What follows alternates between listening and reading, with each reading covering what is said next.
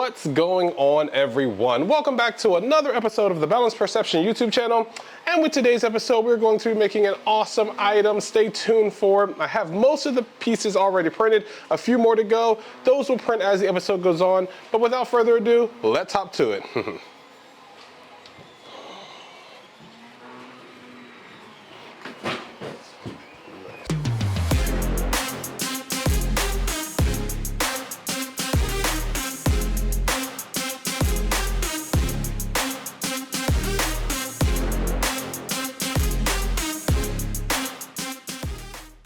So as I'm sure you could tell by the title of the episode and the thumbnail, of course, today we're going to be making Igris' helmet from Solo Leveling.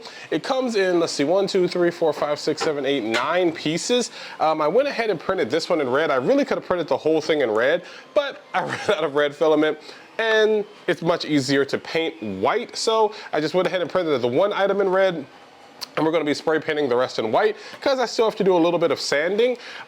This is actually Yosh Studio's file. I am a Patreon member of his. Shout out to Yosh Studio. This is an awesome file. It snaps together very easily. The back seems to snap together. The front, the top, like everything seems to snap together very, very easily from what I've seen so far. Like this, boom, just goes into place like that. All we have to do is glue it down. Very easy. So what we're going to go ahead and do is sand down a few of these pieces. We're not trying to get it perfect, you know, just looking presentable essentially. I did end up printing this on several different printers. Like this piece right here was printed on a CR10 V2. A few of these pieces were printed on my Bamboo, and a few of these pieces were printed on my K1 Max. So what we're going to go ahead and do is, like I said, is sand them down, shave off any pieces of extra filament. Like there's a few jagged edges here. Just go ahead and cut those off with the X-Acto knife and spray paint it. This really should be a straightforward build. Shouldn't take too long, and I'm looking forward to hopefully having this finished within no more than 48 hours. So let's hop to it.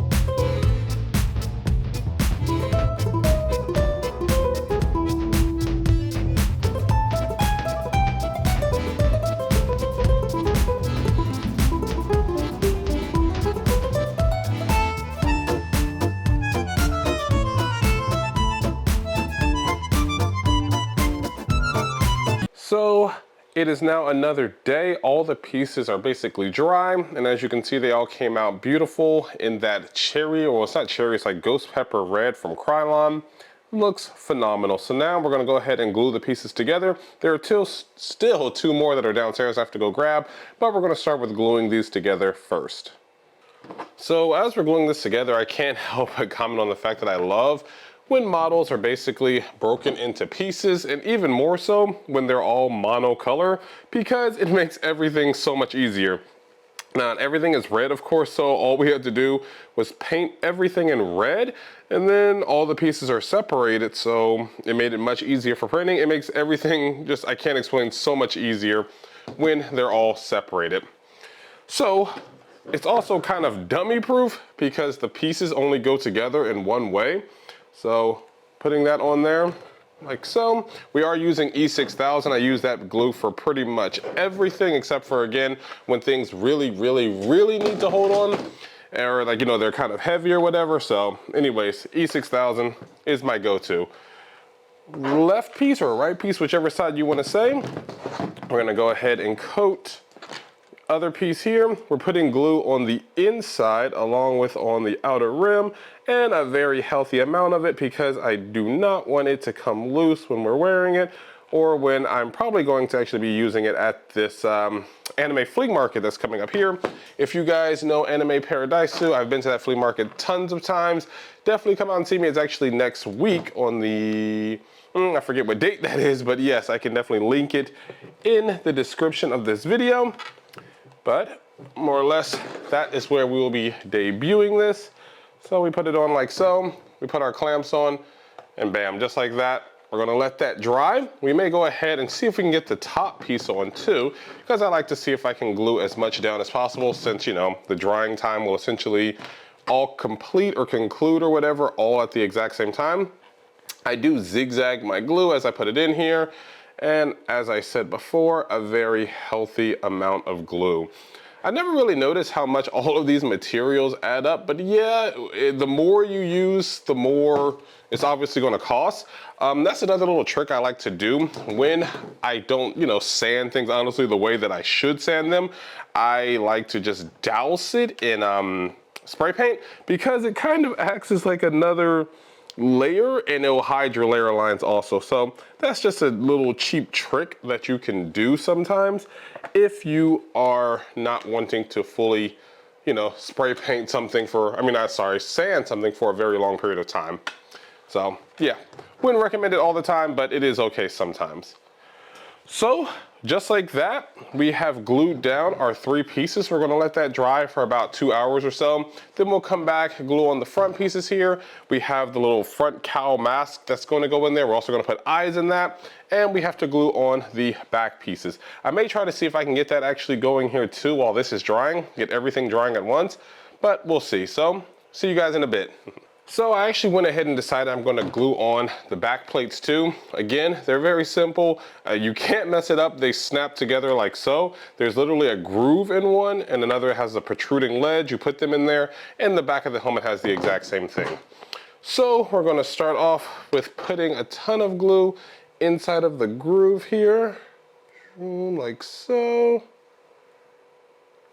And one thing I also do love, again, I can't emphasize this enough, if you mess up with the glue or with, you know, whatever, putting it together, and the paint smears or, you know, whatever, something messes up, it's all one color, so it does not matter. You can literally just spray paint everything in red again. I really do like that, because I have messed up other models, and it's a pain when you mess them up and there's multiple colors and you have to go back and, you know, be very careful and tape areas off. It's a pain. So, you know, this is just the fact that Igris's armor is just all, well, his all red. So it makes this a very, very easy model to deal with. So anyways, that's holding because some of the paint is, you know, still like, not as dry, but it's still, I guess, a little sticky, I could say. So it's also helping it hold on. And then all we're gonna do is snap that into the back right here. And we're probably gonna have to invert this so that it can dry. It's kind of hard to do, but there we go. And just like so, it's gonna go into place like that. And I'm gonna have to figure out how to lay this down to let it dry and stay in place, but more or less, yeah, that's gonna be an issue on its own. This is why I recommend letting it dry first and then doing this. But since I'm impatient, I went ahead and did it the way that I shouldn't have done it. But we're gonna probably just throw a clamp on there. Yeah, it's holding like that. Hopefully long enough for me to grab a clamp. And, hey, bam. Just like that, it will be holding itself. Well, not holding itself, but the clamp will be holding it in place. So, bada bing, bada boom. There we go, just like that. So now we're going to let that dry, and we will be back in, you know, 2 or 3 hours or so to glue on the little face plates here. So, see you guys in a bit. All right, everyone, so it's been a few hours, and our glue has dried enough, I'm sure, that it will hold everything. Not dried enough because it's supposed to be like 24 hours, but enough so that it will hold everything essentially in place. So we can go ahead and take our clamps off. And as you can see, everything is holding together very decently. We did have a little bit of, I don't know, I guess rubbing from the clamps themselves, but that's not a big deal, it's okay. And long story short though, we are good to go. As you can see, hold it upside down, sideways, whatever, no problems right now. So we're gonna go ahead and we printed out our hairpiece that goes in the back right here. And I'm actually going to use, the file actually comes with basically fake hair that you can 3D print. I'm not gonna do that. I'm actually gonna use hair. I'm just gonna go to the hair store, grab some red hair, and we're gonna put it in the back here, but it fits in very nicely like so. I just have to go ahead and spray paint this red. But for now, we're just going to go ahead and put that there and put in the front pieces. They go like basically like so. And we have the black piece in the garage that goes inside of here. But there's these 3 little bumps. Hopefully you guys can see that. I'm sure it's probably out of focus a little bit, but yeah, these 3 little bumps, they go on the inside here of each side. And basically, again, it's foolproof. You can't really mess it up. So they go like so. Well, hopefully I can show you guys a little bit better. It's kind of hard to do with it held in one hand. Let's see here. I can get it going. Wait. 1 second. Yeah. It's a little bit hard to do with one hand, so I'm gonna get the glue on there and show you guys as I put it into place. So here's just a better look. As you guys can see, the 4 little bumps that we have to get to go inside of the helmet. It's got 4 little grooves that it lines up with, and those 4 little grooves are right here. So I'm just gonna go ahead and glue those into place, and then we're gonna let it sit. All right, guys, so this is what we have so far. You can see we've glued on the 2 red, I guess, like, you know, face plates or whatever. The back plates are here. The helmet is all one piece, and then we have the 1, 2, 3 side pieces that all go together to make the helmet come together. It looks really, really good so far, especially since I did not, you know, really sand this. I didn't prime it or anything like that. I just basically printed it, sanded it for tops 10 minutes, and then just slapped on some paint. It looks really good for the essential bare necessities of finishing off a 3D print. I'm gonna go ahead and you know, take it off this spinning pedestal here and show you guys with it on. I do wanna say, so for the black face piece in here, I have not actually glued that in. I just duct taped it in because it does take up a lot of space and it makes the helmet very, very tight on my head. And I'm barely able to get it on. I'm afraid if I glue it in, I may not be able to get it on all the way. So just a little, you know, whatever about the building process. So we are basically almost completely done with this build. The only thing we have left to do is add in the back little attachment here that goes for the hair, which I still have to run out and pick out. Well, yeah, whatever, pick up from the hair store. So I'm just gonna go ahead and glue this back part in, pick out the hair, and then once that's done, we'll add our hair and we'll basically be complete. But I do wanna show you guys how it looks actually wearing it. I have to admit, at the default size settings, all I did was print this file. I didn't do any scaling on it. It does fit, but it's very, very tight on my head. I don't know if it's because of, you know, the extra hair that I have, but it's very, very tight. So I would say probably scale it up, maybe, I don't know, 1 inch tops or something like that, and you'll be perfectly good to go. But it does fit, it's just very, very tight. So let's get this on and let's see, here we go. This is basically as far as I can get it. So I can see the camera only when I tilt my head down a little bit. When I take the black piece out, I can see everything. I think this will expand a little bit over time if I continue to wear it, if I put something inside of it that makes it expand, and it will be perfectly fine. In all honesty, you could probably get away with this at a convention. As long as you just stay looking down a little bit, you can see, but either way, your vision is nowhere near what it is without this helmet on. But, you know, it looks really, really good with it on, at least I think it does. But that's the only part, is with the black piece in, it is a little bit limited on the vision. But again, I think if I took out the black piece and I was trying it on without the black, you know, face mask in, it does in fact fit very well and look very well. And I can actually show you guys that. Let me just pop out the black face plate here, so I can show you guys exactly what I'm talking about. Now, this is without it in, and perfectly. I can see everything.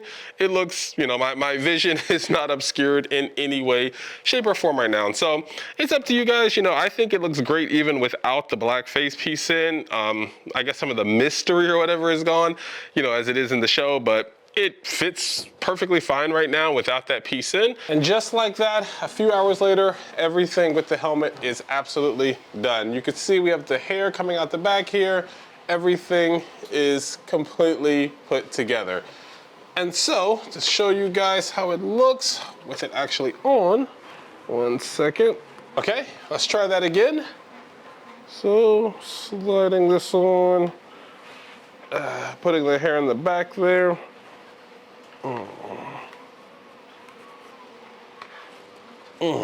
And there we have it. I would still have to push my actual hair a bit further back, but that's good enough for now. And essentially, that is how we are looking. The helmet is on. I have a little bit of loose hair there, but yes, everything is completed and good to go.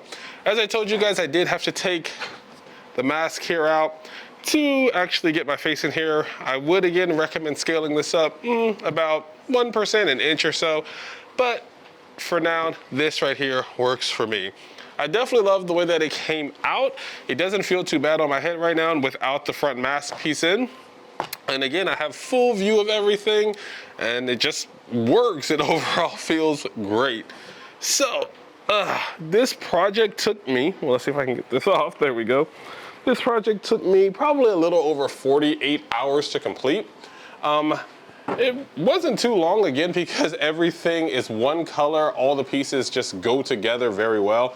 And I did print it across 4 or 5 printers, which did help out a bit.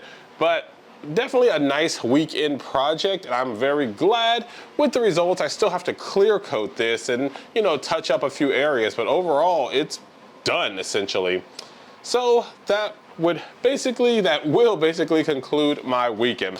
I hope you guys enjoyed this episode. Thank you so much for coming along with me.